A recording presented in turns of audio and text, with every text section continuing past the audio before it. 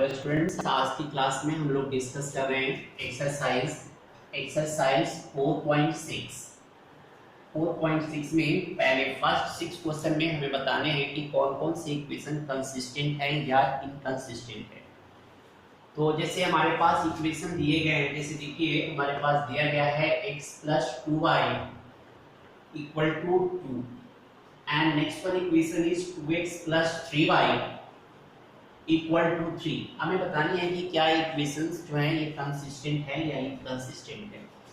तो सबसे पहले जो वेरिएबल्स है उससे बनने वाले डिटरमिनेंट की वैल्यू निकालते हैं। ये डिटरमिनेंट का सिंबल होता है डेल्टा, भी उसको बोलते हैं।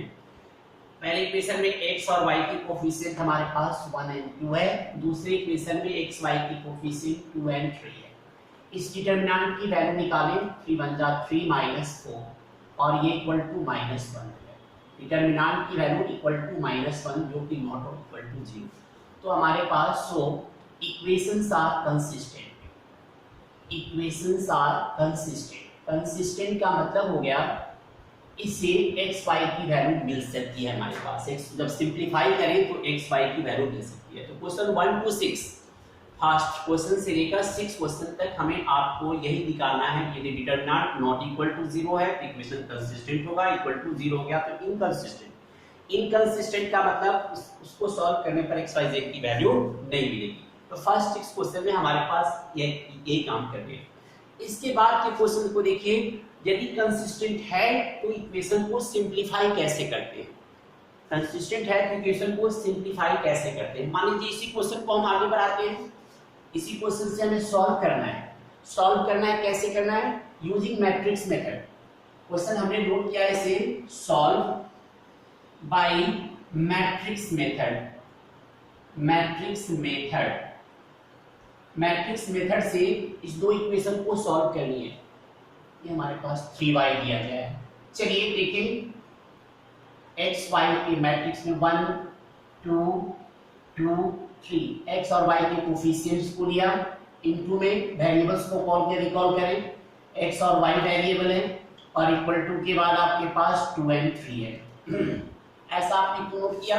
क्योंकि मैट्रिक्स को मल्टीप्लाई करेंगे तो फिर से ये दो इक्वेशन में कन्वर्ट कर जाएगा।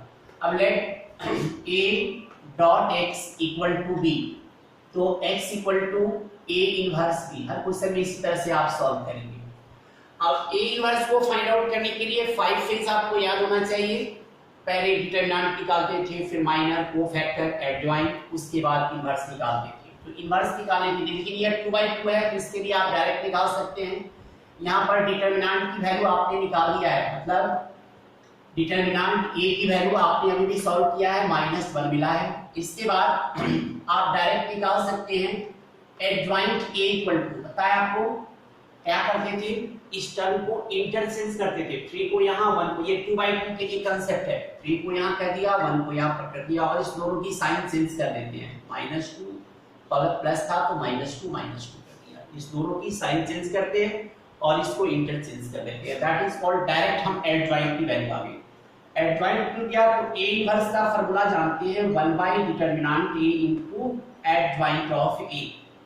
तो इस तरह 1 डिटरमिनेंट a की वैल्यू -1 है, 3 -2 -2 1, ये माइनस है, अंदर मल्टीप्लाई कर दीजिए और 1/1 कुछ होता नहीं, इसलिए डायरेक्ट माइनस अंदर मल्टीप्लाई करके छोड़ दें। -3 2 2 -1, ये हमारे पास a इनवर्स की वैल्यू मिल गई।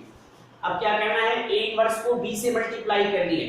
तो a inverse, now a inverse dot b, a inverse को b से मल्टीप्लाई, a इनवर्स की वैल्यू -3 2 2 -1 और डॉट b की वैल्यू, b आपके पास दिया गया है, b कौन सा है, ये इक्वल टू के बाद वाला 2 3 सॉल्व कर लें। फर्स्ट रो ऐसे मल्टीप्लाई करते हैं, first row first column -3 × 2 -6 plus 3 2 6 हो गई। फिर आइए सेकेंड रो फर्स्ट कॉलम 2 × 2 4 हो गए -3, दैट इज कॉल्ड, हमारे पास वैल्यू आ गया है 0 1 और जो किसके इक्वल है, इनवर्स भी किसके इक्वल हो गया था, x के, और ये हमारे पास हो गया x क्या है, xy।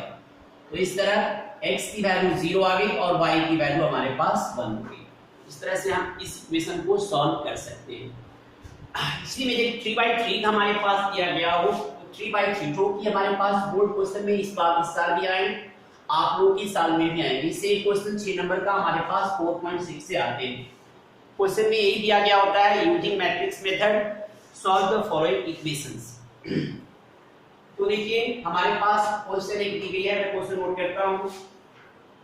3x minus 2y plus 3z ये इक्वल टू 8 दिया गया है। नेक्स्ट इक्वेशन है 2x plus y minus z ये इक्वल टू 1 है, और 4x minus 3y plus 2z ये इक्वल टू हमारे पास 4 दिया गया है। इस इक्वेशन को सिंपलीफाई करना है यूजिंग मैट्रिक्स मेथड, मतलब x y z की। ये x y z में वैल्यू क्वेश्चन ऐसे दिया गया होगा कि सॉल्व यूजिंग मैट्रिक्स मेथड। ये 6 मार्क्स का क्वेश्चन हमारे पास है। कैसे सॉल्व करना स्टार्ट करेंगे? x y z के कोफिशिएंट लिखें 3 minus 2 3 2 1 minus 1 4 minus 3 2 x y z के कोफिशिएंट को लिया। इसके बाद वेरिएबल्स को रिकॉल करें x y z ये हमारे पास, और इक्वल टू के बाद के टर्म्स है हमारे पास 8 1 4। क्या करें? Let a dot x equal to b, तो x equal to a inverse b हमारे पास इस तरह से फॉर्म करेंगे। अब क्या है, इनवर्स निकालने के लिए याद करें, इनवर्स निकालने के लिए पहले डिटरमिनेंट निकालते हैं। तो डिटरमिनेंट इक्वल टू, ये मैट्रिक्स साइन को हटा दें, डिटरमिनेंट निकालें 3 minus 2 3 2 1 minus 1 4 minus 3 2, और इस डिटरमिनेंट को सिंपलीफाई कर ले। सिंपलीफाई आपको करने आता है। सिंपलीफाई करने के बाद वैल्यू हमारे पास ये -17 आ रही है, इसकी वैल्यू -17। इसके बाद क्या करें? माइनस निकालेंगे, फिर कोफैक्टर्स निकालेंगे, उसके बाद एडजॉइंट निकालेंगे हमारे पास। तो हम लोग इस बात को आप खुद से निकाल सकते हैं माइनस, तो हम डायरेक्ट a इनवर्स की वैल्यू नोट कर देते हैं 1 by determinant a into adjoint of a। आपको फेज वाइज कंप्लीट करनी पड़ेगी, एडजॉइंट निकालना पड़ेगा। एडजॉइंट के लिए माइनर, फिर कोफैक्टर, जो कोफैक्टर की वैल्यू आएगी उसकी ट्रांसपोज करेंगे, वो हमारा एडजॉइंट की वैल्यू होगी। ये हमारे पास हो गए 1 बाय -17, और इनटू में जो हमारे पास एडजॉइंट की वैल्यू हमारे पास नोटेड है, इसलिए मैं इस वैल्यू को नोट कर दे रहा हूं -1। ये आपको खुद से निकालना पड़ेगा। -1 -5 -1 -8 -6 9 -10 1 और 7।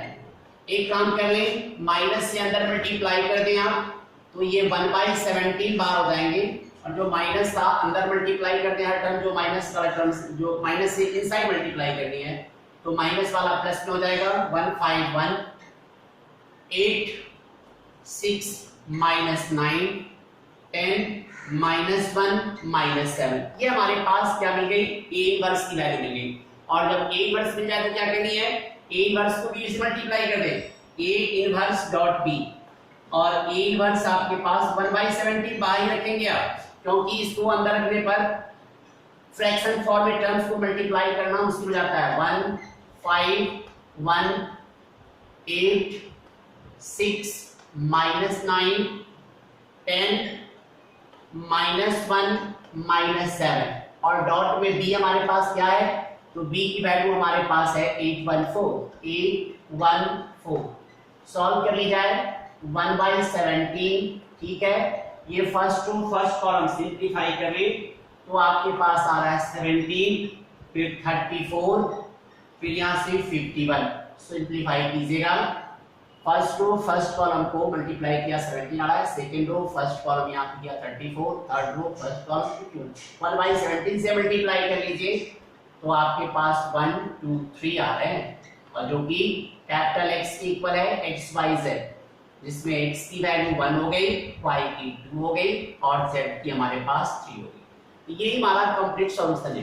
इसमें हमने थोड़ा सा ब्रीफ में काम किया। एडजॉइंट मैंने डायरेक्ट यहाँ पर नोट किया है, एडजॉइंट बल्कि आपको निकालने पड़ेंगे। यदि एडजॉइंट आप नहीं निकालते हैं डायरेक्ट निकालने पर गलत होने के पूरे चांस होते हैं, और डायरेक्ट वैसे निकलेगा भी नहीं। पहली बात तो यह है, इसके लिए पहले माइनर शो करें, फिर माइनर के बाद कोफैक्टर शो करें, फिर कोफैक्टर का एडजॉइंट जो है ट्रांसपोज करके दिखाएं। तीन अलग अलग स्टेप शो करने पड़ेंगे। इस तरह एक्स वाई जेड निकालना, ये आपके पास 6 मार्क्स का क्वेश्चन है। और इसमें अब आपके लिए होमवर्क बनते हैं एक्सरसाइज 4.6। एक्सरसाइज 4.6 में डू ऑल, सारे क्वेश्चन सॉल्व हो जाएंगे यहाँ पर। और ये सबसे इंपॉर्टेंट एक्सरसाइज है। इस साल भी यहाँ पर 6 मार्क का क्वेश्चन यहाँ से आए थे। आप लोगों के लिए भी 1 क्वेश्चन 6 मार्क्स में आएंगे। आज के लिए